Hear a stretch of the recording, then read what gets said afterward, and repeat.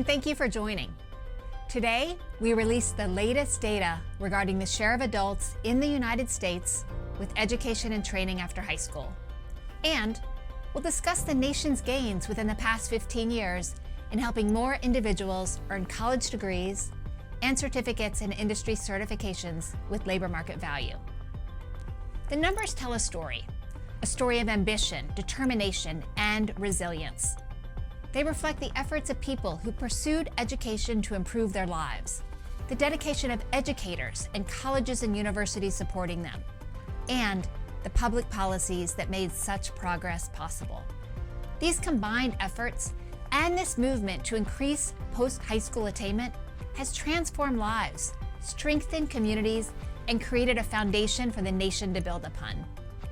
If you have questions along the way, please drop them in the Q&A. My colleague, Chris Mullen, and others are on hand to respond. So what's new?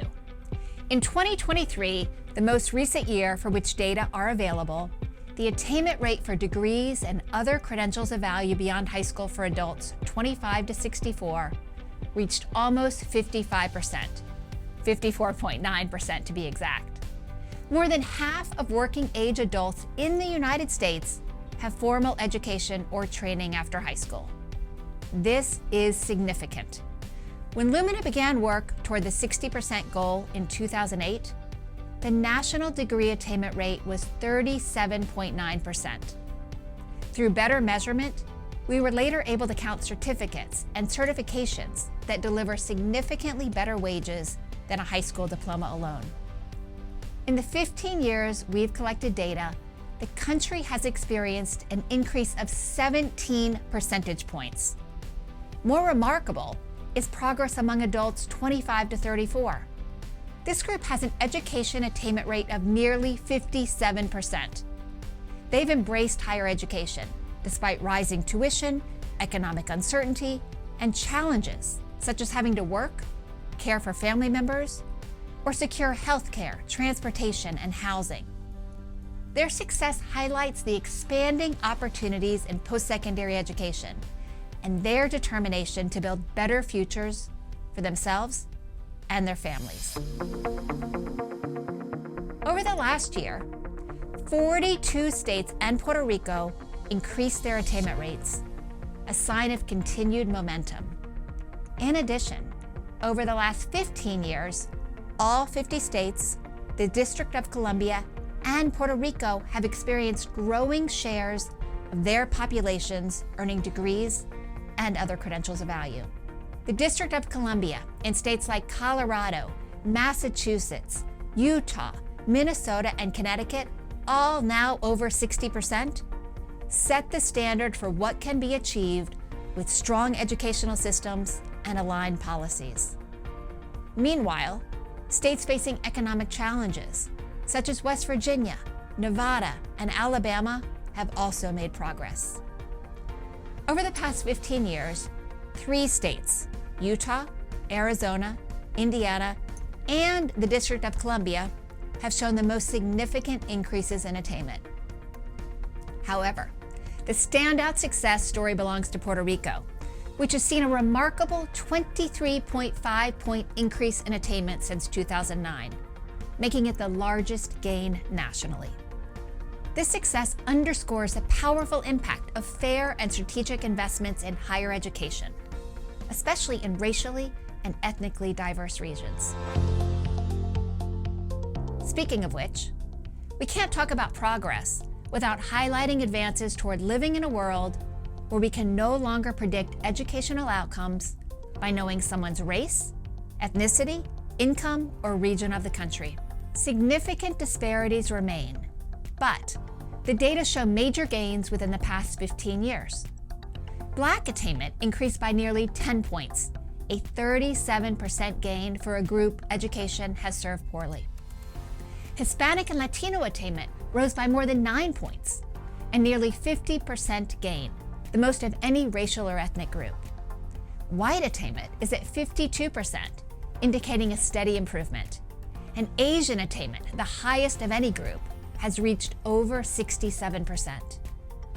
Native American and Alaska Native attainment is lagging at just over 26%, but it's increased by almost 4 points, a 17% gain. These increases reflect the collective power of efforts to expand access to education and training after high school, ensure fair and just outcomes among disadvantaged groups, and provide clear pathways for individuals from all backgrounds to succeed. Our efforts to measure the economic contributions of short-term, workforce-aligned credentials did contribute to the nation's progress. Certificate programs and industry-recognized certifications are essential in today's economy. They help bridge skills gaps and offer opportunities for career advancement. Our ability to count them, along with growth in the number of people earning them, increased attainment by almost 8 percentage points over the last 15 years.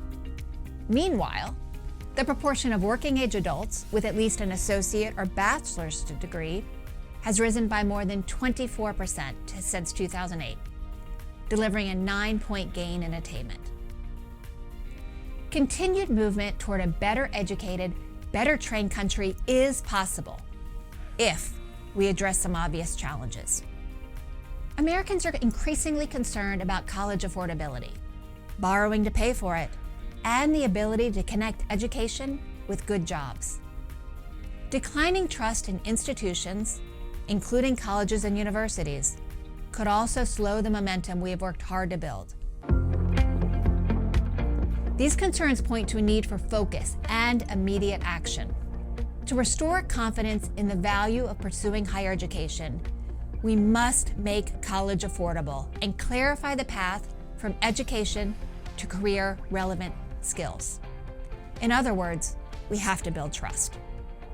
We must address unfair and unjust outcomes among people from low-income households, those who are Black, Hispanic, Latino, and Native American, those from rural areas, and others who have been denied opportunities, so everyone has a chance to succeed. We have to prioritize people earning college degrees, especially bachelor's degrees, and degrees relevant to addressing pressing economic, social, and political challenges. We must also create pathways to short-term, workforce-aligned credentials. We must ensure communities, whether urban, rural, or tribal, have the resources to succeed. And together, we have to share stories about the transformative power of education to highlight its value. What we have achieved so far hasn't happened by chance. Behind every gain, large or small, is a backstory of leadership, innovation, and persistence. To talk about how we got here, I'm excited to be joined by 2 state leaders who have been at the forefront of the national attainment movement throughout this 15-year journey. They come from states that have recorded remarkable progress. They've tackled challenges head-on, built coalitions, and developed innovative strategies for educating and training their state's residents. They've transformed their state's education systems, expanded college access, and made meaningful contributions to the lives of countless individuals. They'll share what this journey looked like in their states, what worked, what didn't work, and what they've learned. From setting ambitious goals to advancing student-friendly policies, they offer a blueprint for what's possible when we commit to making higher education a priority. Teresa Lubbers currently serves as president of Sagamore Institute. She's the former Indiana Commissioner for Higher Education, where she spearheaded post-secondary attainment efforts for over a decade. Aaron Thompson is the current president of the Kentucky Council on Post-Secondary Education, where he's worked for over 15 years to ensure that all Kentuckians have an equal opportunity to improve their lives through post-secondary education. So again, welcome both Teresa and Aaron. I'm so happy to have you. So what I'd first like to discuss is kind of like looking back over the past 15 years, what inspired you to set this ambitious attainment goal? And what key moments or decisions maybe kind of are highlighted in your mind? Yes, when you looked at Indiana's economy, and it's not dissimilar to Kentucky's in some ways, people had the middle class life and by working hard, and they didn't need a high level of education. And the world changed, and the jobs changed. We lost thousands of manufacturing jobs, and those that remained had very different responsibilities. it was apparent to me that we needed to change the culture of a state to actually have a higher regard for education beyond high school. And there were lots of reasons to do that, not the least of which the economy needed it in the state and personal prosperity required it. I'm motivated by my own personal story where I saw a lot of those people lose those jobs and lose the dignity associated with it. So we were motivated to send the message out with a clear message using all the leadership we had in the state to make sure people understood that their future and the future of their communities depended on education beyond high school. Yeah, I'll start off with a little bit of my personal story because it's a value proposition for me. I will have to say, in addition to, looking at where we were at, we're a high poverty state. I came from Central Appalachia. My father was an illiterate coal miner, mother had an eighth grade education. So I'm a first generation high school student, and I'm a first, obviously, generation college student. And my other siblings, they didn't make it there. I had a sibling, I had eight. Graduated from high school. What I knew is that if we're going to create an opportunity for people to better their lives and better the lives of their children, we had to do something. We were a low education state. We were in a situation whereby when we looked at the jobs that were possibly coming to Kentucky, that we didn't have the workforce that was needed. But what I wanted to do more than anything else to say that in order for us to build the economy we needed in Kentucky, we had to have an educated workforce, and higher education is that most direct link to that. And as a person who's been in higher education for 38 years and a social statistician by trade, also knew that we had to look at it from a standpoint of not just being monolithic and just saying we were going to set an attainment goal, but we had to look at our data in a very disaggregated way. We had to really look at what we needed to do in order to reach that education goal that we set for ourselves. If we wanted to have a variety of inputs in that economy, we couldn't look at it purely from a certificate level, nor from a baccalaureate level. We had to look at it in triangulation about what was needed. So the attainment goal was one thing that motivated us to have that North Star, because I knew I could rally people around that North Star, right? And that's what it became to us. But I also knew that we had to have a lot of inputs because we were a long way from that 60 by 30. And what was it going to take, and who was going to help make us make that happen, kind of philosophy. That's really helpful. Anybody who's been in higher education for a minute knows both of you, knows what incredible leaders you are. But, even one leader alone cannot accomplish, the amazing things both of your states have with regards to attainment. So how did you actually build that consensus? How did you build those coalitions to really all come behind this and help make the progress in each state? It really requires, I think, a joint effort between the public, private, and philanthropic sectors. I served in the legislature in Indiana for 17 years, and so I know the important role of policymakers in that. But policymakers without the support and sometimes pressure from the outside pushing into those buildings to make change often are not successful. So we've really engaged highly with the employer community from the very beginning on this goal. And we got the buy-in of the legislature through actually having them support a 60% goal. We worked with our chambers of commerce, our community foundations. We worked throughout the state and why we disaggregated all of our data. Again, as Aaron was saying, we were disaggregating it by race, ethnicity, geography, gender, and all of those ways in which we could show people where they were and where they needed to be in order to meet the needs of the economy. I would say the employer community was critical. Also, government's not a venture capitalist for ideas. And that's why I think the philanthropic sector is so important sometimes, because we wanted to try things that hadn't been tested necessarily, and we needed the financial support to do that. So again, I think that having the 60% goal was the rallying call for us. And we were able to talk about that, not just as a number, but why that number was directly tied to the needs of the workforce. And that if someone was going to have prosperity in their life and Indiana's economy was going to be strong, this was an imperative, not a choice. And so we had created that sense of urgency. We used data to do that. We used a variety of reports that showed the return on investment for the money that was being spent. And I think that was really helpful in terms of getting budget support for what we were trying to do as well. I know very well from having been in the legislature that everybody makes a compelling case why their need for financial support is the most important. But unless you can tie that to return on investment, you're not likely to be successful. Mm-hmm. I will say though, it was really a variety of constituencies that we had to look at, not just the legislature, not just business and industry, not just the philanthropic, but we also had to talk to the people. So when I took over this position, I went around the state and spoke to over 3,000 citizens from a variety of places, right? Because they needed to hear the value of higher education. We had gotten so much information about how higher education wasn't valuable. Our college going rate was lower. So I had to talk with the P-12 folk and their parents. But we also had to talk to the local politicians. We also had to talk with the local chambers. And also looking at the return on investment for the state if they invested in a student. So that was one group we talked with. But we had to get the chambers. We had to get those to buy into that we needed to be partners in this. We had to get the economic development folk to be partners with us. But more than anything else, we had to get the campuses with a clear part of this because they're where the rubber meets the road. So it was not just the presidents.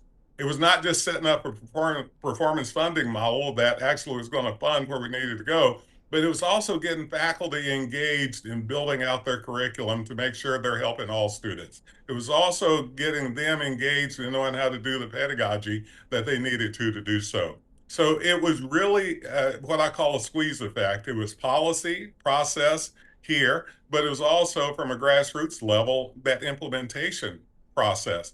But, when I went to the legislature, just to build a little bit on what Teresa was saying, I never said you cut us 12 and a half years in a row, and you did. But I didn't talk about that. I talked about this is why you need to invest in this process toward attainment. 60 by 30 was always what I led off with and why. And showing each and every way that we were going to get there. And then year after year, showing them the progress. I want to pull on another thing that both of you brought up. You talked about data, you talked about disaggregating data, you talked about rural, first generation, people, students of color.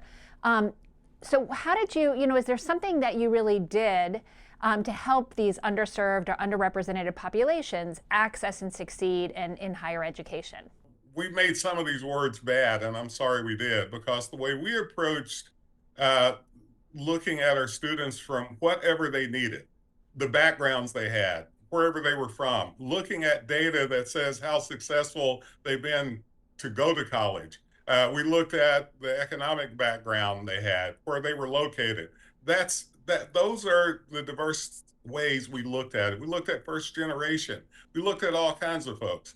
But we also knew that the best way we could serve those students would be not just to get them in, but we had to also help them to understand why they needed to be in. So I tell people, you don't know if you don't know you have an opportunity, you don't have an opportunity. Just don't say that everybody can get into college when many people don't even think they can. So we had to sell that to them that if you come, we will do all we can do to give you what you need to be successful. That's what I call equity, as you all know, giving students what they need, where they need it, and how they need it to get there. So, I'm proud to say we just got recognized as having the best completion rate success. I mean, from where we were at in the country, partially because we were bringing those that were at the lowest up. We were closing gaps while everybody else was going up. So you can't just look at it in an aggregated way. You cannot do the inputs that you need to serve students unless you know what they need. And that to me is exactly what we're called to do in higher education. And if we don't do that, let me be clear. If we don't do that, what we'll have is a situation, and I'll show you the correlations if you don't believe me. If you don't get educated, where you'll be, you'll spend a lot more of the state's money on prisons, on other benefits, as well as in many cases not being able to add to the coffers to help the state build out what they need to. This is saying that every Kentuckian has the right and we should give them the opportunity to be successful in this state. But the only way you're going to know that is to know your data. The only way you're going to know that is to know exactly where you need to give it and how you need to give it. The only way you're going to know that is to be able to have good, successful strategies that have been proven to actually add to that success for everybody. You mentioned two important words, I think, which were gaps and opportunity. When we were looking at these issues, and they are increasingly, we know, controversial, we didn't even know for sure how to define equity. And so we actually spent time looking at that. And we determined that the way that we were going to define it was that a person's life circumstances or obstacles shouldn't dictate their opportunity for success. We were very focused on opportunity. The most successful thing that we have done in Indiana to close those gaps is our 21st Century Scholars Program. It's nearly 35 years old. If we want to look at what has really worked to close gaps in low income, minority, and poverty areas, it is our 21st Century Scholars Program. It's a early college program where people sign up in 7th or 8th grade. There are certain requirements. We made it almost an earned benefit program. There are certain things that you need to do in high school, none of which are increasing. They're not difficult to achieve, but you need to achieve them. And if you do, you have up to 4 years free tuition to go to college. So it's not just a scholarship program. It is an aspiration, preparation, scholarship program. Get more people to think, especially first generation, like Aaron, I'm first generation college as well, to think of themselves as is possible for them, but then prepare them. Don't just give them the scholarship money and not have them prepared to succeed, and then provide the scholarship money. And then they cannot afford to be anonymous when they get there. So if we were looking at our attainment goal, we knew we needed to close those gaps. We couldn't continue on the same course, leaving people behind. One of the topics we haven't discussed yet, which is a lot of the reason why people don't think they're going to go to college, is they think they can't afford it. We have an obligation, I think, if we're going to tell people that education beyond high school is more important than ever, we need to make sure they can afford to access it. And so we remain one of the top states in terms of financial aid for students. My message when I was in this position was to tell students, and I often went to high schools as well, to say, you work hard when you're in high school, we'll make sure you can afford to go to college. And I think that's an important message. Now, that means it has to be true. So one of the things that we did is we set targets. They were for what tuition increases could be. And we've seen some of the lowest increases in tuition in Indiana that we've seen, including a place like Purdue that's frozen tuition for 12 years. And all of them, our recommendations were that you should raise tuition. It should be flat or no more than an inflationary index. And so we've looked at ways to make sure that students complete on time so that they don't have to spend more money by going to college longer period of time.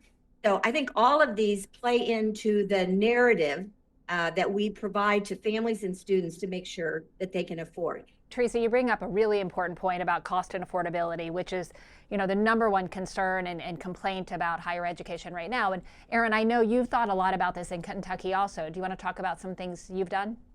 Sure. And I think it is important because so much of the narrative out there is this misconception that higher education is too expensive. So you have to, for those that believe that, I mean, when we think about affordability, there's two things I tell people they need to think about. One is that many people who can afford to go to college believe they can't. Number two, there's people that can't afford to go to college. And so for those of us in positions, we have to think about that. But it's not just going, as Teresa said, it's about completion. So we took a triangulated approach. In other words, we kept tuition the lowest, way below inflation rate since I've been in this position. And it's important that we make that statement to keep tuition down. But it's also more important that we help the campuses to understand how they can do the unmet need. We also implemented promise programs for all of our campuses, or they implemented them with some of our assistants, I guess. And so if you're coming, you're low income, once your Pell and other aid is taken up, then we're going to finish out. We had to also reduce student loans. And we wanted to do that. So in Kentucky, I have the numbers in front of me. Just 5 years ago, we were at 55% of all students going to college getting a student loan. Now we're at 40%. But we also reduced the amount of loans by 34% for all of Kentuckians. And when we disaggregated those that had been borrowing the most, we reduced the most. But the other thing, too, is really getting that information out, because we're still fighting this misconception that higher education is too expensive and everybody's got a $120,000 loan. I hear it every day almost. So what we wanted to do, Courtney, is really triangulate the way that we took on affordability. And we are a very high aid state too, like Indiana. And so about 25% of all of the aid that goes to higher ed goes directly to the student. But we also had to help the student to know how to use that. So we have a student right to know, where they know whatever degree they want, wherever they want to go. Each and every college in Kentucky, what they would pay for that degree, how much is the average borrowing amount. So giving them that information up front helps them to make the best decision for them. And you know all the other stuff about financial literacy, but we had to make that real. It had to be more than that. Another thing is get them to fill out FAFSA. We left about $58 million on the federal table last year from FAFSA. When I was president of a campus, one year as an example, uh, we had so many hundreds of people that we were going to have to like move out of the residence halls and have them leave because they had an unpaid bill. What I did was I brought the folks in, I mean, our counselors, financial aid counselors. I said, I want you to look at each one of these folk. If they had under X amount owed, we're going to forgive it. But let's look to see if they filled out a FAFSA. We had over 65% of those students had not filled out a FAFSA. And so once they did, almost all of them were eligible for some money that they didn't know about. So we then have on a front end a way that we need to help all students, and we still have a long way to go there, to know that there's money out there that they're leaving on the table. And there's a lot more I can tell you, but we took this triangulated approach toward affordability. That's great. As you both have offered some really great examples, specific practices and policies, but as you look over the last 10 to 15 years, is there one that you would say this was a really impactful practice or policy that we implemented over that time? I would say that for Indiana, getting more students to complete on time, and that was wrapped around in lots of different ways. It was through the way we funded higher education, through performance funding. It was in reducing the time it took for those students to complete so that they were more likely to complete. It was especially the services that they received as freshmen. It was the 21st Century Scholar. Obviously, I'm not answering your question with one answer, but it's just impossible to do so. But I think it really was, the reason why there isn't a singular answer is that all of those things collectively are the things that make a difference. It was building a system that was friendlier to everyone to access. So whether that was through dual credit and they started college believing that they were going to be able to finish, it was working with our high school leaders, as Erin has said, to make sure that our message and their message was consistent and the same.